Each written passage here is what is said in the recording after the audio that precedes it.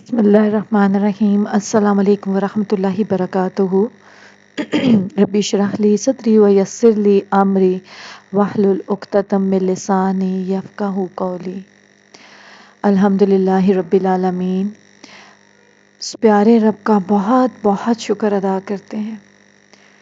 وہ اتنا پیارا رب ہے ہمارا، جو ہمارے دلوں کے اندر چھپی ہوئی بات کو بھی سمجھتا ہے اور جان لیتا ہے، چاہے ہم زبان سے کچھ بھی نہ بولیں، وہ بن کہے ہماری باتوں کو سنتا ہے اور ہماری دعاؤں کو شرف قبولیت بخشتا ہے، ہمارے گناہوں کو معاف کرتا ہے۔ ہم دن رات گناہ کر رہے ہوتے ہیں، لیکن ہمیں پتہ بھی نہیں ہوتا ہم کتنے گناہ کر رہے ہیں، لیکن وہ دن رات ہمیں سب کچھ دے رہا ہوتا ہے، رزق بھی دے رہا ہوتا ہے، عزت بھی دے رہا ہوتا ہے، سب کچھ دے رہا ہوتا ہے۔ تو ہم اس رب کا بہت بہت شکر ادا کرتے ہیں، اور جو ہدایت چاہتا ہے اس کو سیدھا راستہ بھی دکھاتا ہے۔ اور ہدایت کے بارے میں نے آپ کو ہمیشہ اپنے ویڈیوز میں ایک بات بولتی ہوں کہ جو ہدایت ہے یہ ایک ایسی چیز ہے جس کے لیے آپ کو آرڈر کرنا پڑے گا۔ آپ کو دیکھیں، کوئی بھی چیز جب کوئی آپ آرڈر کرتے ہیں تبھی آپ کو ڈیلیوری ہوتی ہے نا، آپ کو ڈیلیور تبھی ہو سکتی ہے جب تک آپ کو چیز مانگیں گے، بغیر مانگے تو کوئی چیز آپ کو نہیں ملے گی۔ آپ کے بینک اکاؤنٹ میں کوئی پیسے نہیں ہیں اور آپ چیک پہ چیک سائن کر رہے ہیں تو وہ باؤنس ہو جائے گا، آپ کو نہیں ملے گا نا، کیونکہ آپ کا اکاؤنٹ خالی ہے، آپ نے اس میں کچھ ہے ہی نہیں۔ تو جب تک آپ کچھ مانگیں گے نہیں آپ کو ہدایت ملنی نہیں ہے۔ تو ہدایت مانگنی ہے آپ نے ضرور، لیکن یہ بات حقیقت ہے کہ جب آپ ہدایت مانگیں گے تو اللہ تعالیٰ ہدایت ضرور دیتا ہے، بن مانگے یہ نہیں ملتی ہے۔ تو اللہ تعالیٰ ہم سب کو سیدھے راستے پر چلنے کی توفیق عطا فرمائے۔ کیا آپ نے کبھی سوچا ہے کہ کچھ لوگ سچ کو پہچان لینے کے باوجود بھی اسے قبول نہیں کرتے ہیں، کیونکہ دل جانتے ہیں مگر زبان انکار کرتی ہے۔ تو ان آیات میں جو آج ہم پڑھیں گے، سورہ البقرہ کی آیت نمبر 146 اور 47 ہمیں ایک گہری حقیقت بتاتی ہے۔ وہ کیا ہے کہ اہل کتاب جو تھے وہ نبی کریم صلی اللہ علیہ وآلہ وسلم کو ایسے پہچانتے تھے جیسے اپنے بیٹوں کو پہچانتے ہیں، مگر اس کے باوجود کچھ لوگ جان بوجھ کر حق کو چھپاتے رہے۔ اور کیوں چھپاتے تھے؟ اپنے حسد کی وجہ سے، اپنی جلن کی وجہ سے وہ حق کو چھپاتے تھے۔ تو یہ آیات ہمیں سکھاتی ہیں کہ سچ واضح ہو جائے تو اسے قبول کرنا ضروری ہے۔ حق کو چھپانا بہت بڑا گناہ ہے، اور اصل کامیابی صرف اللہ کی بات ماننے میں ہے۔ تو آئیے اب ان آیات کا ہم ترجمہ پہلے پڑھتے ہیں اور پھر اس کی تفسیر پڑھیں گے۔ آیت نمبر ہے 100، یہ ہے آیت نمبر 146 اور 147۔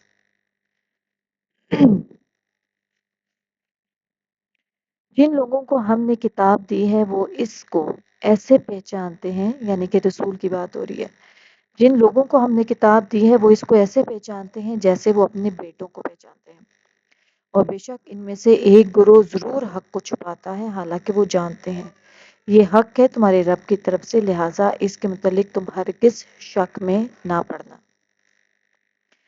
اللہ تعالیٰ فرما رہے ہیں کہ اس کا رسول جس دین حق کو لے کر آیا ہے اس کے صحیح ہونے کو یہودی اس طرح پہچانتے ہیں جیسے ان میں سے کوئی اپنی اولاد کو پہچانتا ہے۔ اب یہاں پہ اللہ تعالیٰ کیوں اتنا قریبی، دیکھیں اولاد کا اور جو والدین کا رشتہ ہوتا ہے سب سے زیادہ قریبی رشتہ ہوتا ہے۔ ظاہر ہے والدین اپنی اولاد کو بہت اچھے سے پہچانتے ہیں، جانتے ہیں۔ تو یہاں پر اللہ تعالیٰ اسی سے ان کو مثال سے واضح کر رہے ہیں کہ یہ آپ کو، یعنی حضرت محمد صلی اللہ علیہ وآلہ وسلم کے بارے میں بات کی جا رہی ہے کہ یہ یہودی آپ کو اس طرح پہچانتے ہیں جیسے کہ اپنی اولاد کو پہچانتے ہیں۔ تو کون سے ایسے والدین ہیں جو اپنی اولاد کو نہیں جانتے؟ سب جانتے ہیں، یعنی کہ یہ آپ کو بہت اچھے طریقے سے جانتے ہیں۔ اور کسی چیز کے صحیح ہونے کے بارے میں عرب یہی مثال دیا کرتے تھے، جیسا کہ حدیث میں ہے، رسول اکرم صلی اللہ علیہ وآلہ وسلم نے ایک شخص سے کہا جس کے ساتھ اس کا چھوٹا بچہ بھی تھا، کیا یہ تیرا بیٹا ہے؟ اس نے عرض کی جی ہاں، میں اس کی گواہی دیتا ہوں۔ آپ نے فرمایا یہ تمہارے اور تم اس کے گناہ کے ذمہ دار نہیں ہوگے۔ تو یہاں پر جو کہا جا رہا ہے نا پہچاننے کا، اس سے مراد یہ ہے کہ گزشتہ جو آسمانی کتابوں میں نبی آخر زمان حضور سید عالم صلی اللہ علیہ وآلہ وسلم کے اوصاف اور ان کی جو نشانیاں تھی وہ ایسے واضح اور صاف بیان کیے گئے تھے جس سے علماء اہل کتاب کو حضور پر یعنی کہ ان کے ختم نبی ہونے پر ان کو یہودیوں کو کوئی بھی شک باقی نہیں رہ سکتا تھا، اور وہ حضور اقدس صلی اللہ علیہ وسلم کے اس منصب عالی کو کامل یقین کے ساتھ جانتے تھے، یعنی ان کو مکمل یقین تھا۔ اور کس طرح یقین تھا؟ کیونکہ ان کی کتابوں میں ذکر تھا، جو تورات میں ہے، انجیل میں ہے، تو اور انجیل میں تو یعنی کہ ان کا نام بھی بتایا گیا کہ ان کا نام احمد ہوگا، یعنی کہ جو آخری نبی کے بارے میں جتنی نشانیاں ہیں وہ تورات اور انجیل میں بیان کی گئی تھی، تبھی تو وہ جانتے تھے۔ یہودی علماء میں سے حضرت عبداللہ بن سلام رضی اللہ عنہ مشرف با اسلام ہوئے، یعنی پہلے یہ یہودی تھے پھر یہ مسلمان ہو گئے۔ کیا نام تھا ان کا؟ حضرت عبداللہ بن سلام رضی اللہ عنہ۔ تو حضرت عمر فاروق رضی اللہ عنہ نے ان سے دریافت کیا کہ اس آیت میں جو معرفت بیان کی گئی ہے اس کا کیا مطلب ہے؟ انہوں نے فرمایا، اے عمر رضی اللہ عنہ، میں نے حضور اکرم صلی اللہ علیہ وآلہ وسلم کو دیکھا تو بغیر کسی شک و شبہ کے فوراً پہچان لیا، اور میرا حضور صلی اللہ علیہ وسلم کو پہچاننا اور اپنے بیٹوں کو پہچاننے سے زیادہ کامل اور مکمل تھا۔ یہاں پر وہ کہتے ہیں کہ جیسے ان کو پہچاننا اپنی اولاد کو، اپنے بیٹوں کو پہچاننے سے زیادہ مکمل تھا۔ تو حضرت عمر فاروق نے پوچھا کہ وہ کیسے؟ تو انہوں نے کہا کہ سید المرسلین صلی اللہ علیہ وآلہ وسلم کے اوصاف تو ہماری کتاب تورات میں اللہ تعالیٰ نے بیان فرمائے ہیں، یعنی کہ ان کے اوصاف تو ہماری کتاب میں لکھے ہوئے ہیں، اللہ تعالیٰ نے بیان کیے ہیں، جبکہ بیٹے کو بیٹا سمجھنا تو صرف عورتوں کے کہنے سے ہے، یعنی کہ حضور صلی اللہ علیہ وآلہ وسلم کی پہچان تو اللہ تعالیٰ نے کرائی ہے کہ کہنے کا مطلب تھا کہ حضور اکرم صلی اللہ علیہ وسلم کی پہچان تو اللہ نے کرائی ہے، لہٰذا وہ تو قطعی اور یقینی ہے، جبکہ اولاد کی پہچان تو عورتوں کے کہنے سے ہوتی ہے۔ حضرت عمر فاروق رضی اللہ عنہ نے یہ سن کر ان کا سر چوم لیا۔ اب اس واقعے سے یہ بھی معلوم ہوا ہے کہ غیر محل شہوت میں، دینی محبت میں پیشانی چومنا جائز ہے۔ یہ بھی معلوم ہوا ہے کہ حضور اکرم صلی اللہ علیہ وسلم کی صرف پہچان ایمان نہیں بلکہ حضور پر صلی اللہ علیہ وسلم کو ماننا ایمان ہے۔ جیسے یہودی جو ہیں وہ بھی پہچانتے تھے، ان کی کتابوں میں ذکر تھا، ٹھیک ہے، ان کی کتابوں میں حضور پاک صلی اللہ علیہ وسلم کا مکمل ذکر تھا، جیسے بھی ہم نے اس جو واقعہ ہے اس میں بھی دیکھا کہ وہ یہودی کہتے ہیں جو حضرت عبداللہ بن سلام جو پہلے یہودی تھے اور پھر مسلمان ہو گئے، تو انہوں نے کیا کہا کہ ہم تو زیادہ ان کو اچھی طرح سے پہچانتے ہیں کیونکہ اللہ تعالیٰ نے ان کے اوصاف آپ کو بتائے تھے۔ تو یہودی تو پہچانتے ان کو بھی تھے لیکن مانتے نہ تھے، اس لیے وہ کافر ہی رہے۔ اور پھر فرمایا، اور بے شک ان میں سے ایک گروہ حق چھپاتے ہیں۔ اہل کتاب علماء کا ایک گروہ جو ہے تورات اور انجیل میں مذکور حضور اکرم صلی اللہ علیہ وسلم کی نہ تو صفت کو اپنے بغض اور حسد کی وجہ سے جان بوجھ کر چھپاتا تھا، یہی انہی کا بیان ہے۔ اس سے معلوم ہوا کہ حق کو چھپانا گناہ ہے، اور حضور اکرم صلی اللہ علیہ وسلم کی عظمت اور شان کو چھپانا یہودیوں کا طریقہ تھا، یعنی کہ وہ سب کچھ ان کے جو علماء تھے وہ جانتے بوجھتے سب کچھ چھپاتے تھے، ان کو معلوم تھا لیکن وہ اس کو چھپاتے تھے۔ اور کیوں چھپاتے تھے؟ حسد کی وجہ سے، بغض کی وجہ سے، کیونکہ ان میں نبوت کا سلسلہ جو تھا وہ ان کا یہی تھا کہ یہودی بنی اسرائیل میں سے جو ہے آخری نبی آئیں گے، حالانکہ پہلے ان کے آنے کی دعا کیا کرتے تھے، لیکن جب بنی اسرائیل میں سے نہیں آئے، عربوں میں سے آئے، تو پھر انہوں نے بغض اور حسد کی وجہ سے آپ پر ایمان لے کے نہیں آئے اور آپ کا انہوں نے انکار کیا۔ تو یہی اللہ تعالیٰ ان آیات میں فرما رہے ہیں کہ یہ سب کچھ جانتے بوجھتے چھپاتے ہیں۔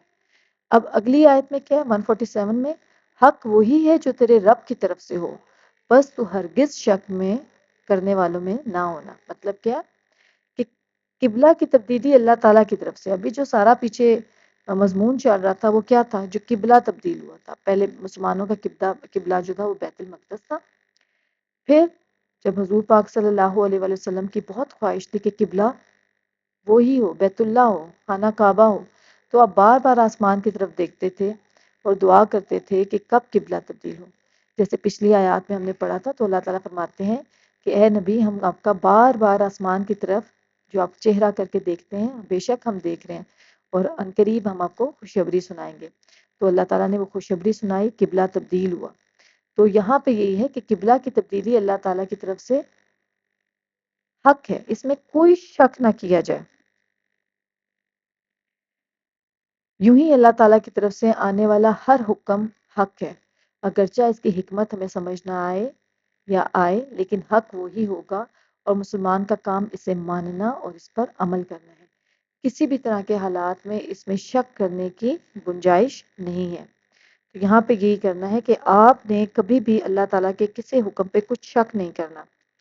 اور پھر ساتھ اللہ تعالیٰ نے فرمایا ہے کہ وہ ثبوت اور پختہ یقین کے باوجود وہ ضرور سچی بات کو چھپاتے تھے انہی کے بارے میں، یعنی ان کی کتابوں میں نبی کریم صلی اللہ علیہ وسلم کی جو صفات لکھی ہوئی ہیں انہیں یہ چھپاتے ہیں. پھر اللہ تعالیٰ نے اپنے نبی اور اپنے اہل ایمان بندوں کو ثابت قدم رکھتے ہوئے یہ بتایا ہے کہ رسول اکرم صلی اللہ علیہ وسلم جس دین و شریعت کو لائے ہیں وہ بلا شبہ حق اور سچ ہے، یعنی اس میں کوئی شک نہیں ہے. اور فرمایا کہ آپ کے پروردگار کی طرف سے حق ہے تو آپ ہرگز شک کرنے والوں میں شامل نہ ہونا، یعنی کہ جو بھی تعلیمات ہیں دین کی وہ سب سچی ہیں، آپ ہرگز کسی شک میں مت پڑنا. تو یہ تھی آیات نمبر 146 اور 147 جن کا ہم نے ترجمہ اور تفسیر پڑھا. اب ہم اس میں دیکھ لیتے ہیں کہ ان آیات کا خلاصہ کیا ہے اور کس طرح سے ہم ان کو اپنے اوپر اپلائی کر کے ہم اپنے اندر تبدیلی لا سکتے ہیں اور اپنی زندگی میں تبدیلی لا سکتے ہیں. پہلے یہ کہ اہل کتاب نبی کریم صلی اللہ علیہ وسلم کو پہچانتے تھے مگر پھر بھی انکار کیا. کیوں؟ اس سے ہم نے کیا سیکھا کہ ہمیں صرف سچ جاننا نہیں بلکہ اسے دل سے قبول بھی کرنا. صرف سچ جاننے مکمل نہیں ہے. سچ اگر میں یہودی بھی جانتے تھے کہ آپ آخری نبی ہیں، سب جانتے تھے، آپ کے سارے اوصاف زبور تورات انجیل میں لکھے ہوئے تھے، لیکن پھر بھی ایمان نہیں لائے. تو صرف سچ جاننا نہیں ہے بلکہ اسے دل سے قبول کرنا بھی ہے. پھر کیا؟ اگر ہمیں سچ معلوم ہو تو اسے چھپانے کے بجائے دوسروں تک پہنچانا چاہیے، چھپا کے اپنے پاس رکھنا نہیں چاہیے. انکار کی بڑی وجہ ضد اور انا ہوتی ہے. عاجزی اختیار کریں کیونکہ تکبر ہدایت کے راستے میں رکاوٹ بنتا ہے. اللہ تعالیٰ فرماتے ہیں یہی سچ ہے تمہارے رب کی طرف سے، ہمیں لوگوں کی رائے کے بجائے اللہ کی بات کو ترجیح دینی چاہیے.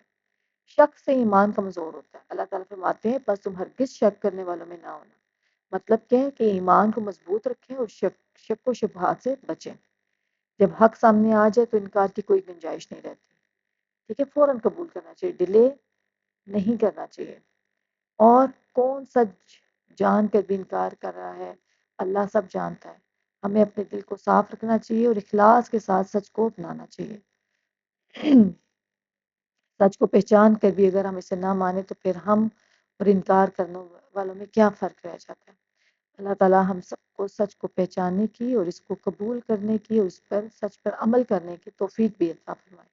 آمین ثم آمین. ملتے ہیں آپ سے دوبارہ. السلام علیکم ورحمۃ اللہ وبرکاتہ.